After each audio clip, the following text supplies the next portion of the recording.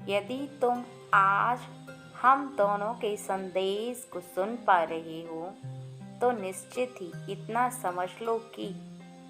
जिन्होंने तुमसे तुम्हारी खुशी छीनी अब उन्हें रुलाएंगे हम, और उनके साथ क्या होगा ये भी तुम सुन लो, क्योंकि हम उन्हें यूं ही जाने नहीं देंगे और ना ही उन्हें यूं ही माफ़ कर देंगे, बल्कि उनके अंदर जो अहंकार बसा हुआ है उस अहंकार को भी तोड़ेंगे और तुम्हारा बदला स्वयं हम लेंगे। इससे पहले कि हम तुम्हें बताएं उनके बारे में, केवल एक बार प्रेम से ओम नमः शिवाय ज़रूर लिखना। मैं तुम्हारी माँ पार्वती आज तुम्हें बताने आई हूँ कि जिन लोगों ने तुम्हारे साथ ये सब किया है उनको मैं माफ़ नहीं करूँगी, और उनका जो अहंकार है वो भी मैं अवश्य तोड़ कर रहूँगी, क्योंकि उन्हें खुद के दिमाग पर, खुद के सोचने समझने पर और उनके अंदर जितनी चालाकियाँ भरी हुई हैं उन चालाकियों पर उन्हें बहुत ही ज़्यादा घमंड है। वो सोचते हैं कि उनके पास बहुत ज़्यादा बुद्धि है, जिसका प्रयोग करके उन्होंने तुम्हारे साथ ये सब किया और तुम्हें पता भी नहीं चलने दिया जो किया। लेकिन शायद वो भूल गए हैं कि उन्होंने तुमसे तो छुपा लिया, लेकिन मुझसे कैसे छुपाएंगे? मैं तो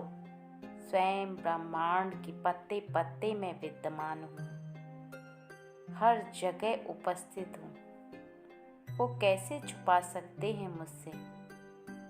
ये शायद उन्हें पता नहीं। इसी वजह से उन्होंने जो किया और जो वो समझ रहे हैं कि किसी को पता नहीं है यह बात, लेकिन मुझे पूर्ण रूप से ज्ञात है कि उन्होंने जो किया है उन्हें इसका भारी परिणाम चुकाना होगा, क्योंकि मुझे बार बार यह देखकर बहुत क्रोध आ रहा है कि एक सीधे साधे व्यक्ति के साथ कोई व्यक्ति अपनी बुद्धि का इस्तेमाल करके इस प्रकार किसी के साथ छलावा कैसे कर सकता है,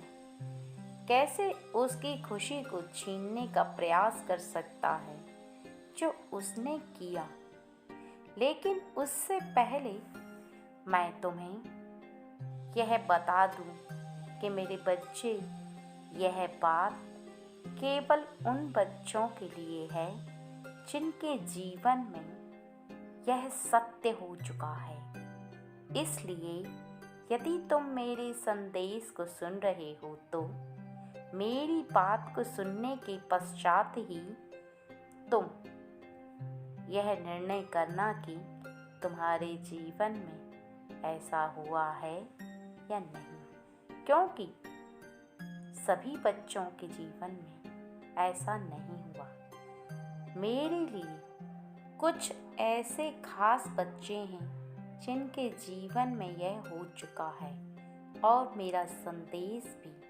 केवल उन्हीं के लिए है। उन्हीं के शत्रुओं से बदला लेना मेरा धर्म है, क्योंकि जिसने सीधे साधे भोले भालेपन का फ़ायदा उठाकर उसका नुकसान किया, उसकी खुशी छीनने का प्रयास किया, उसकी खुशियों को भी मैं रहने नहीं दूंगी, क्योंकि ब्रह्मांड की शक्ति में मैं विलीन होकर उस हर बात का बदला लूंगी जो उसने तुम्हारे साथ किया है। और यह बात कोई साधारण नहीं है, बल्कि यह सत्य है, और तुम देखना अपनी आँखों से, तुम्हें स्वयं दिखाई देगा कि उनके साथ वो होगा। अब सुनो ध्यान से कि यदि तुम्हारे जीवन में तुम अपने प्रेम के प्रति बहुत ही ज़्यादा सावधान नहीं रहे और सीधे साधारण तरीके से अपने जीवन को जीते रहे, तो किसी ऐसे व्यक्ति ने तुम्हारे प्रेम को छीना या छीनने का प्रयास किया, या तुम दोनों के बीच में कोई द्वेष भावना पैदा की, या फिर किसी व्यक्ति ने तुम्हारे बनते बनते कार्यों को बिगाड़ा है। अर्थात तुम बहुत कोशिश कर रहे थे किसी कार्य पर कामयाबी पाने की, बहुत मेहनत कर रहे थे कि तुम उस कार्य पर विजय प्राप्त कर लो, लेकिन उसने कुछ ऐसी बातें बोली जिसके वजह से तुम रास्ता भटक गए, और कुछ ऐसी बातें जो कि तुम्हारे बनते बनते कार्य को बिगाड़ने के लिए काफ़ी थीं, और उसके षड्यंत्र में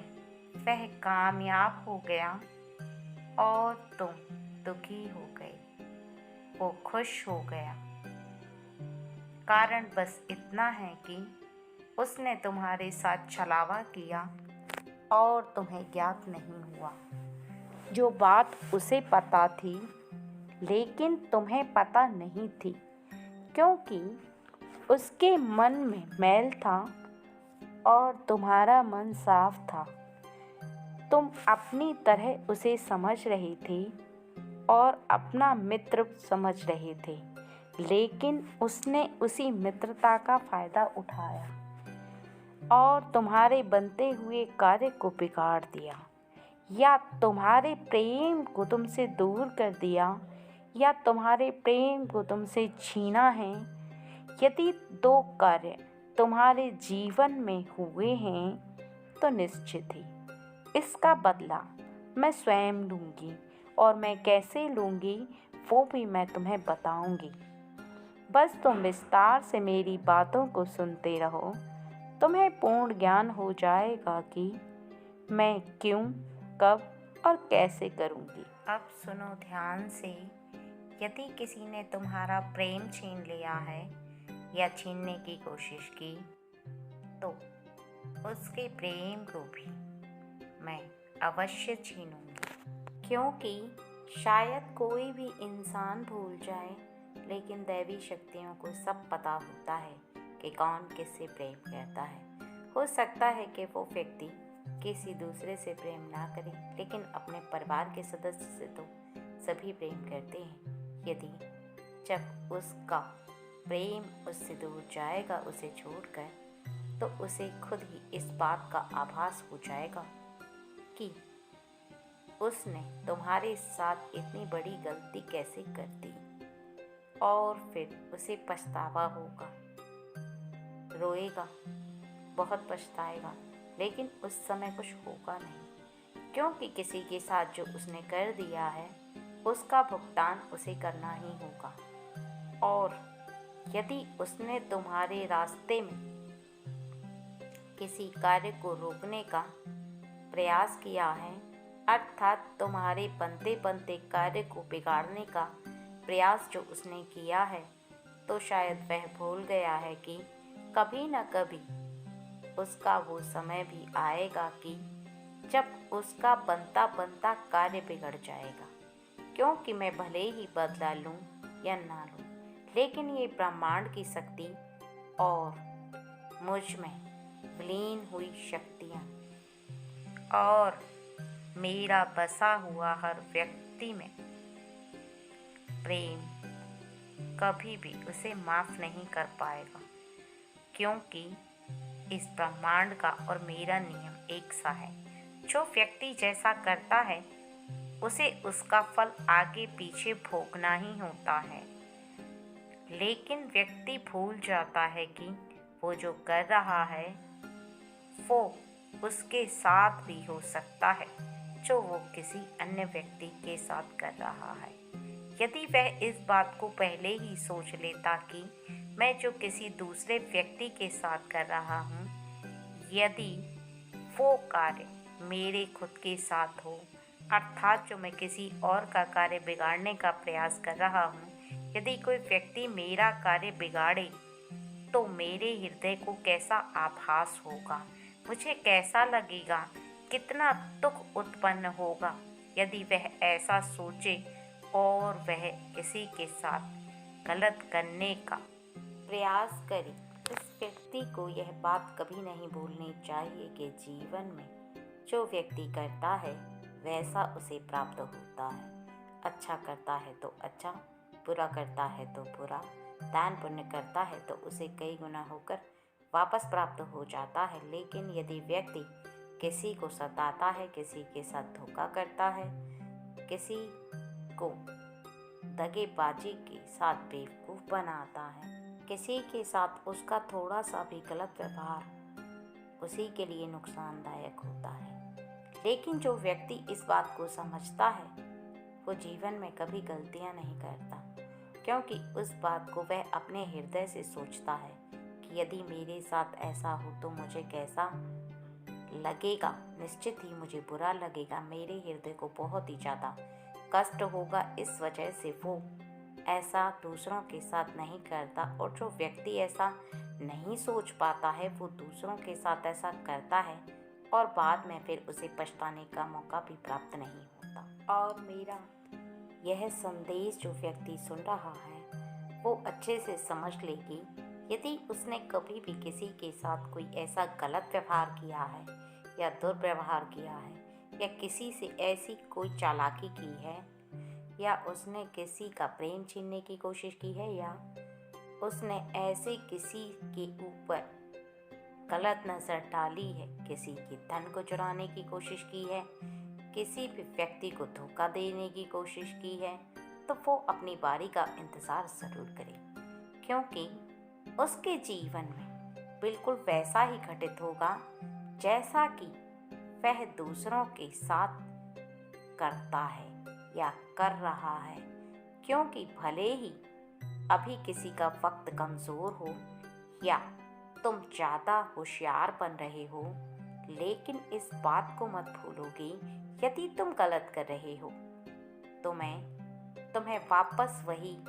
दूंगी जो तुम दूसरे के साथ कर रहे हो। इस बात को कभी मत भूलो। और यदि तुम चाहते हो कि तुम्हारे जीवन में ऐसा कभी दिन ही ना आए कि कोई भी व्यक्ति तुम्हारे साथ गलत करे, तो तुम किसी दूसरे के साथ ऐसा व्यवहार मत करो जिससे कि किसी का नुकसान हो,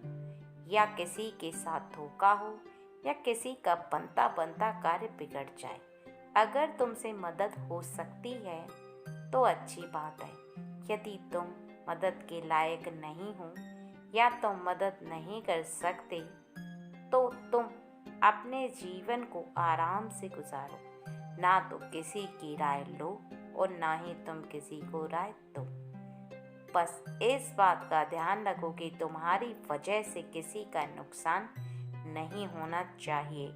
और ना ही किसी का कार्य रुकना चाहिए। इस बात का तुम्हें अनुभव होना चाहिए कि यदि जीवन में तुमने बहुत बारीकी से ध्यान दिया तो तुमने वो दिन भी देखा होगा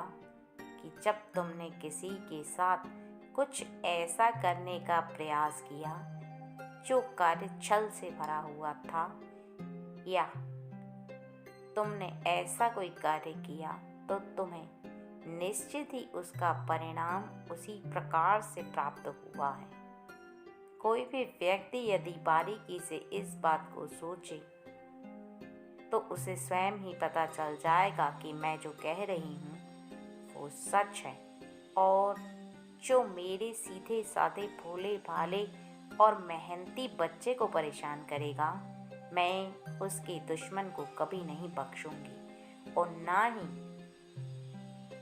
उसे कभी माफ़ कर पाऊंगी।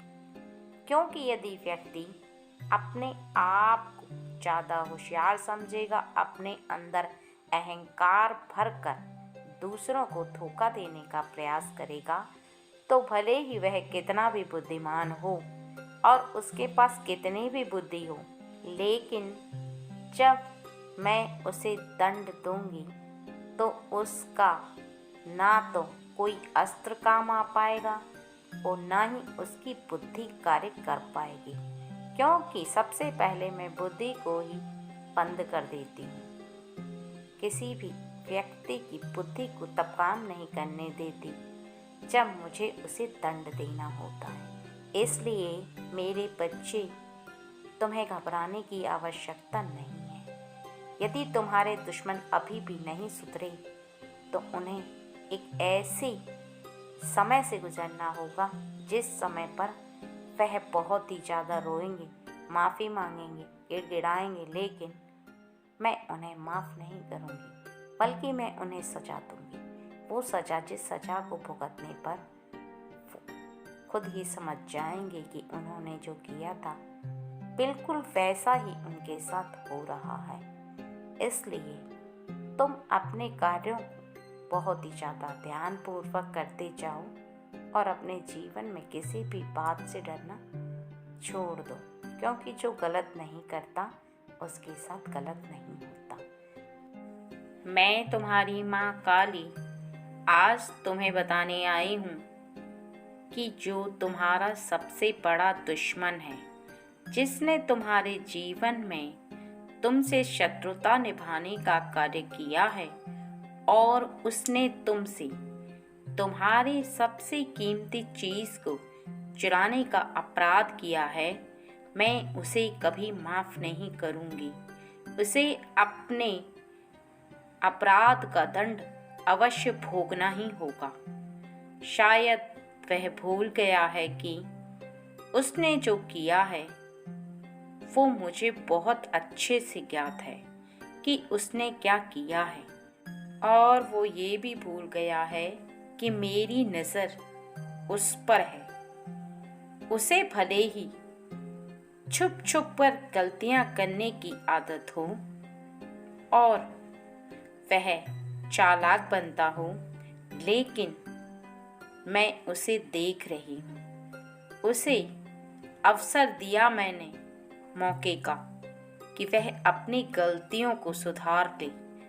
लेकिन वो उस मौके का और भी ज़्यादा लाभ उठाकर एक गलती के बाद दूसरी गलती और दूसरी गलती के बाद तीसरी गलती, गलतियों पे गलतियां करते चला जा रहा है। लेकिन उसे यह बात समझ में नहीं आ रही कि वो अपनी गलतियों को रोक ले। जिस अपराध को वो कर रहा है उस अपराध को रोक ले, क्योंकि वो अपने कार्यों में इतना मगन हो चुका है, अर्थात उसके मस्तिष्क में भरी चालाकियां इतनी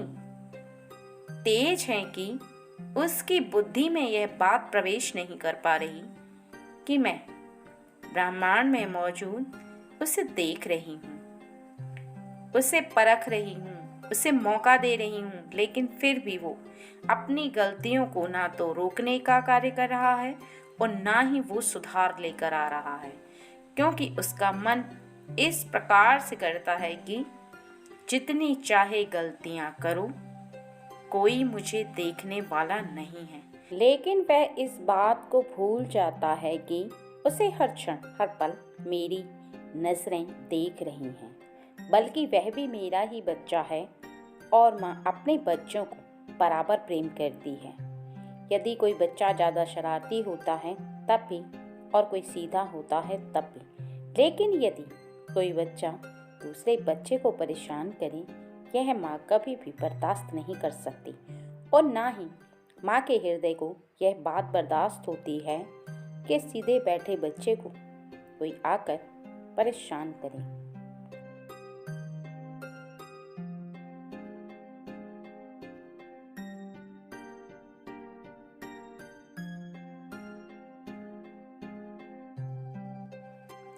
और ना ही मैं ऐसे व्यक्ति को माफ़ करती हूँ कि जो अत्याचार की अति कर देता है। यदि वह इंसान को इंसान नहीं समझता, खुद पर अहंकार करने लगता है, उसे इस बात का घमंड हो जाता है कि इस संसार में वह बहुत ही ज़्यादा शक्तिशाली है। धन से, बल से उसके सामने कोई कुछ भी नहीं है। सब तुच्छ सी वस्तु, लेकिन शायद वह भूल जाता है कि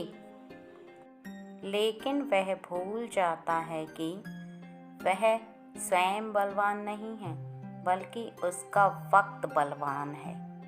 कितना भी चालाकी कर ले, कितनी भी खुद की होशियारी कर ले, लेकिन जब तक उसका वक्त कमज़ोर नहीं होता है, अर्थात जब मेरा चक्रव्यूह चलता है उसके ऊपर, तब जाकर उसे इस बात का एहसास होता है कि उसने जो किया वो गलत किया। क्योंकि जैसे जैसे उसका कमज़ोर समय उसके सामने आता चला जाता है और वह स्वयं ही दुखों से घिर जाता है, उसके जीवन में समस्याएं उत्पन्न होने लगती हैं। जब पैसों की कमी पड़ने लगती है और पैसों से संबंधित भी परेशानियां उसके सामने आती हैं और उसके सभी रास्ते बंद हो जाते हैं। जिससे मांगता है वह देता नहीं है और जिसको उधार दिए होते हैं वो वापस नहीं करता।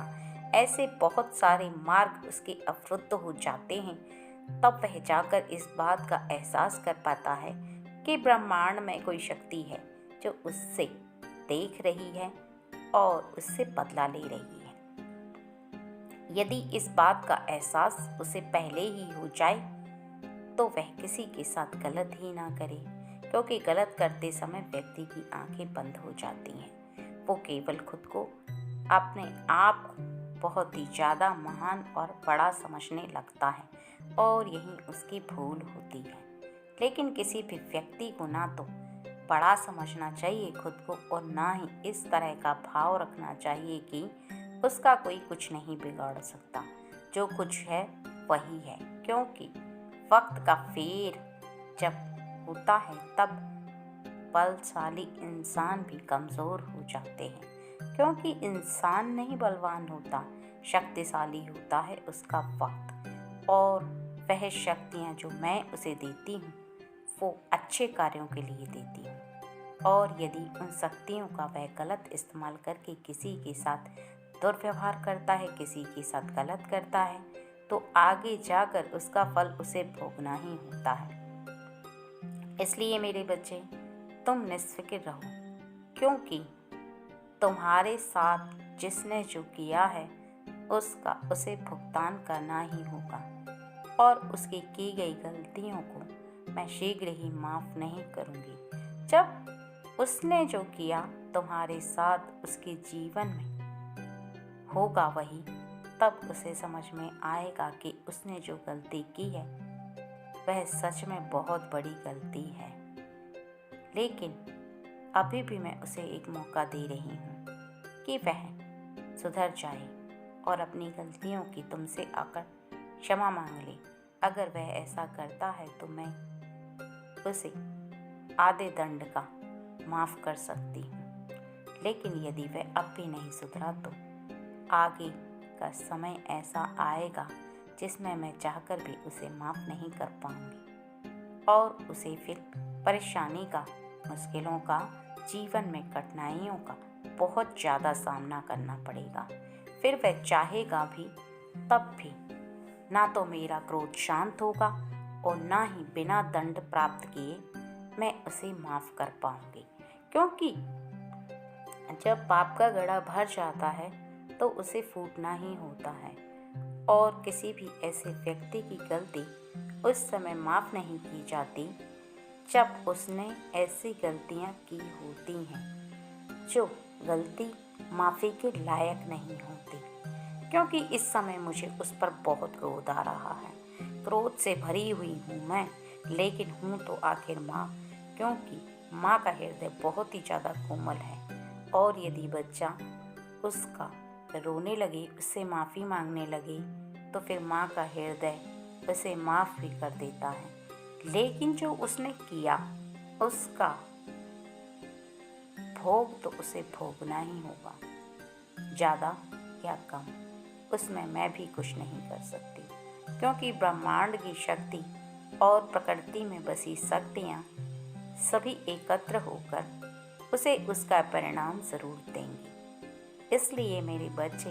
हर बच्चे को इस बात का स्मरण रखना चाहिए कि वह क्या कर रहा है, किसके जीवन में वह दखलंदाजी कर रहा है और किस इंसान को वह कष्ट पहुंचा रहा है।